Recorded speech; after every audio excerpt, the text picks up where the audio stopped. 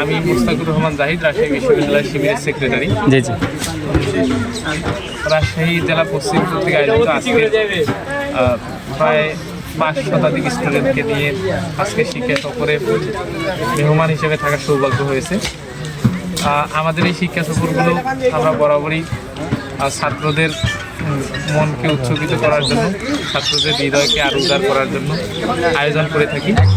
শিক্ষা সফরগুলোর মধ্যে কোনো অস্থিরতা থাকে না, বরং থাকে আল্লাহর প্রশান্তি এবং আল্লাহর সৃষ্টিকে আরো ভালো করে জানার আগ্রহ। আল্লাহ আমাদের এই আয়োজনগুলোর মাধ্যমে আমাদের সংগঠনের আরো উন্নত পর্যায়ে নিয়ে যাচ্ছে দিনের পর দিন। এটা আল্লাহর শুকরিয়া। আমার খুবই ভালো অনুভূতি হচ্ছে এনাদের সাথে আসতে পারে। বিশেষ করে এখানে যে বরেন্দ্র শিল্পী গোষ্ঠী এসেছেন, ভাইদের রাজশাহী জেলা পশ্চিমের অন্তর্গত বরেন্দ্র শিল্পী গোষ্ঠীর আমরা গান শুনলাম, তাদের গানগুলো অনেক সুন্দর। সব মিলিয়ে আল্লাহ আমাদের এই সফরকে, এই ট্যুরকে কবুল করুন। এই সফরের মাধ্যমে আল্লাহ আমাদের সংগঠনের ব্যাপকতা আরও বাড়িয়ে দিন, এই আশা ব্যক্ত করে আমি শেষ করছি। আচ্ছা, আমি একটু কথা বলতে চাচ্ছি যে এই যে এত বড় অনুষ্ঠান, 9টা বাস এসেছে, 9টা বাসের কত সংখ্যার লোক আসতে পারে? 550 শুনলাম। কিন্তু এই যে এত বড় অনুষ্ঠান এই 15 বছরের মধ্যে কি হয়েছে এই আমাদের এই এলাকাতে? গত 15 বছরে আমরা এত বড় মানে সেই বিশ্ববিদ্যালয়ের প্রতিনিধি হিসেবেও বলতে পারি, অথবা রাজশাহী বিশ্ববিদ্যালয় রাজশাহী অঞ্চলে প্রতিনিধি হিসেবেও বলছি। গত 15 বছরে আমরা আয়োজন করার অনেক ইচ্ছা ছিল, কিন্তু জালিম সরকার, ফ্যাসিস্ট সরকারের কারণে আমাদের এই আয়োজন তো দূরের কথা, 5 জন মিলে একসাথে বসার পর্যন্ত আমাদের সুযোগ ছিল না, এবং সেই সুযোগটা তারা দেয়নি। সেজন্য অনেক ছাত্রদের হক তারা নষ্ট করেছে আমরা বলবো।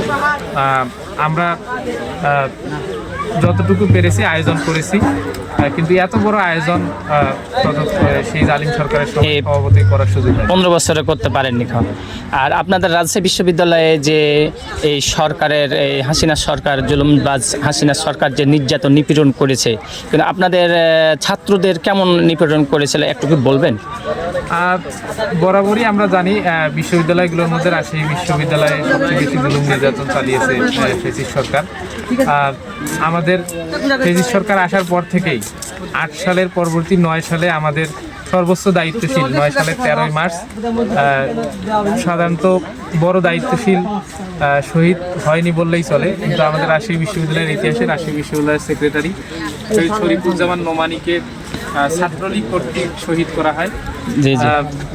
এটার পর থেকেই জুলুম নির্যাতন চলে আসছে, শুরু থেকে শেষ পর্যন্ত আরও 4 জন ভাই শহীদ হয়েছেন, এবং হলে পিটানো, টর্চার সেল, শিবির শুনলেই মেরে জায়েজ করে মেরে পুলিশে পাঠিয়ে দেয়া, তারপর রাসেল ভাইয়ের পা কাটা পর্যন্ত অনেক নির্যাতন আমাদের সহ্য করতে হয়েছে।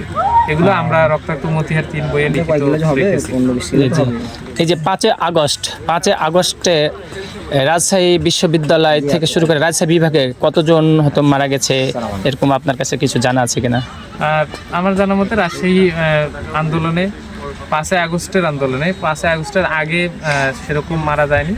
5 আগস্টের আন্দোলনে আমাদের 2 জন ভাই স্পটেই গুলি লেগেছিল। তার মধ্যে একজন ভাই আলী রায়হান ভাই, আমরা জানি আমাদের শিবিরের রাজশাহী মহানগরের সাংগঠনিক সম্পাদক, বড় দায়িত্বশীল, উনি শহীদ হয়েছেন। সাকিব আঞ্জুম নামের বরেন্দ্র ভার্সিটির একজন ভাই শহীদ হয়েছেন। এই 2 জন ভাই ওই দিন শহীদ হয়েছেন, এবং আমরা সেদিন এমন ঘটনা ঘটেছিল যে আমরা প্রত্যক্ষ সাক্ষী হিসেবে দেখলাম যে আমাদের ভাইদেরকে যখন শহীদ করা হলো তার কিছুক্ষণ পরেই আমরা শুনলাম যে ফ্যাসিস্ট শেখ হাসিনা পালিয়ে গেছে। মনে হয় আল্লাহ তাআলা তাদের শহীদ কবুল হওয়ার মাধ্যমে হাসিনাকে সরিয়ে দিয়েছেন। আলহামদুলিল্লাহ। আপনাদের তো মনে তো ছিল যে এরকম হোক, এরকম স্বাধীনতা। আসলে তো আমরা বাংলাদেশে স্বাধীন 1971 সালে শুনেছি, দেখিনি, কিন্তু এই স্বাধীনতাতে কতজন মারা গেছে জানি না। কিন্তু এই হাসিনার এই পালিয়ে যাওয়ার তারপরে স্বাধীনতা হলো, এটাতে কেমন মানুষ আনন্দ উৎফুল্ল, কেমন মন জয় করেছে? আপনার মন কেমন হয়েছে?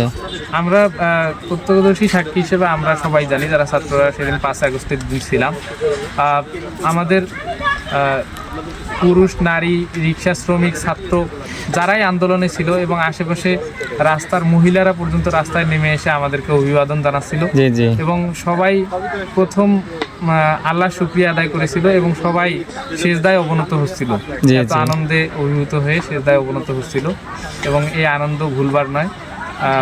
সবাই সেদিন আল্লাহকে স্মরণ করেছিল, এটা আমাদের অনেক বড় পাওয়া। যে সব মিলিয়ে আল্লাহর কাছে অনেক কিছু পাওয়া গেছে, আল্লাহর শুকরিয়া আদায় করেছেন আমরা জানি। সম্মানিত দর্শক মণ্ডলী, আপনাদেরকেও জানাই জিয়াউল ইসলাম 100 টিভির পক্ষ থেকে সুস্বাগতম।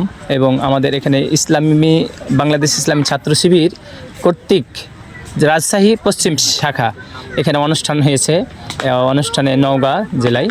আপনাদেরকে সকলকে জানাই আমন্ত্রণ এবং সবাইকে স্বাগতম, সুস্বাগতম, ধন্যবাদ জানিয়ে আমার কথা আলাপ শেষ করলাম। তো আপনাকে ধন্যবাদ। জি, আপনাদেরকেও ধন্যবাদ আমাদের বিষয়গুলো প্রচার করার জন্য। জি, আল্লাহ জি। আপনাদের তৌফিক দান করুন। আসসালামু আলাইকুম রহমতুল্লাহ।